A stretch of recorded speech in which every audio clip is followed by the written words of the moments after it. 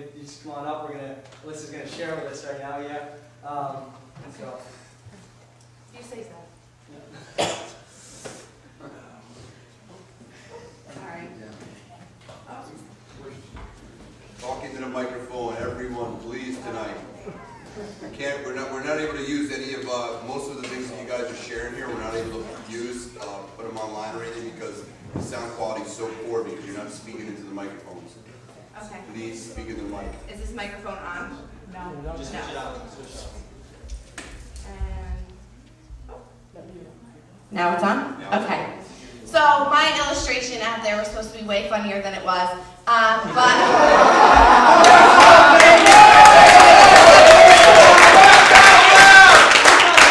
was really funny in my head, and then I felt really stupid doing it. So I'm just going to go right into my testimony about works. Working is a good thing. It puts food on the table, it builds a hardworking and independent character, it gives you a sense of responsibility and an appreciation for money. So what's so wrong with that? My whole life, I grew up with a father who was a workaholic. If I needed anything, like money, or had a question, or just wanted to say hi, I had to go through work. I had to either stop at his workplace or I had to give him a call there. Conversations were always at a 5-minute max. He was always too busy, had lots of stuff to do, and was very needed in his job position. If he didn't like anything I said, it was very easy for him to throw out an excuse like he had to go. If I started to talk about relationship or what was going on in my life, it was very easy for him to use the excuse that he had to go.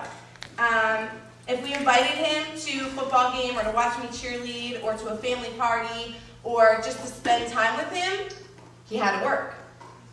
So his excuses didn't sound bad and were very hard to argue growing up. You know, they sounded like, I'm working to take care of you kids. I don't want you to grow up like I did with hand-me-downs and get made fun of at school. I just want the best for you. Working provides security. The problem wasn't work. Working is meant to be good. God gives us jobs so that we can earn money to provide for our family. He gives us opportunities to serve and help out voluntarily in ministries and within the community to give back. But when it cuts off relationship with others, what is it worth?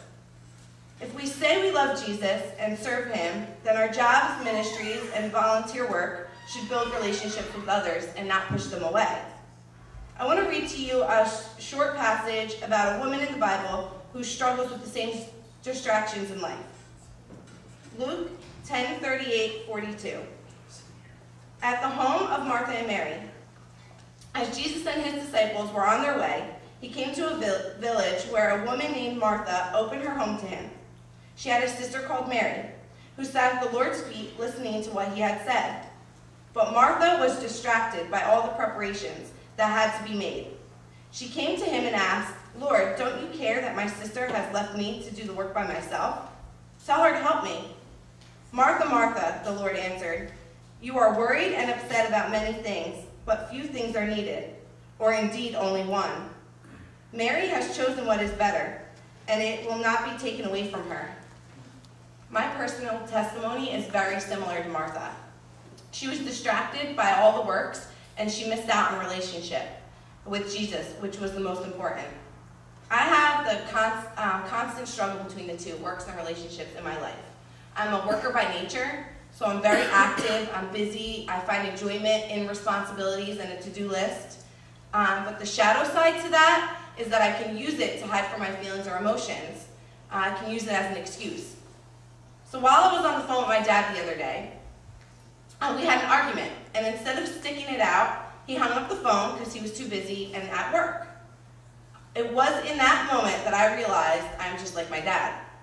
The same man that didn't have time for me or make time for me, who always made me feel second best compared to work, and who never really made me feel wanted or loved. I hung up the phone and had to ask myself, is that who I wanted to be? Do I want my relationships to be dependent on works? Do I want others to feel unloved or second best? I have been really emotional over the last week, and if anyone was here 2 Sundays ago, they would have noticed. I looked like a mess. I hadn't stopped crying. My eyes were puffy. I couldn't even speak. And God has been revealing truths to me about my past and showing me who I am. And in the process of doing that, He's digging out a lot of hurts and pains and anger and mistrust that I have in my heart that I never dealt with, that I hid behind. I can allow works in my life, like job or ministry, even family, to get in the way of my relationship with Jesus and my relationship with others. I've kept myself so busy throughout the years that I didn't have time to think or feel, never allowing myself to get hurt or to be in a vulnerable position. God spoke the word acceptance to me this week. He has given me a clear picture of what I need to do to accept who I am and what gets in the way of relationship in my life. But for God to do that work, I must be willing to press into Him and allow Him that voice in my life so that I may accept who I am. As the night continues on, I'd like you to think about what I said and what God might be speaking to you. Are you willing to press into Him and push past everything? Push past everything and anything in your life. Do you hide behind works or make excuses for distractions you allow in your life? What does relationship look like in your life today? Don't be a Martha and miss out on what God has for you. Mhm.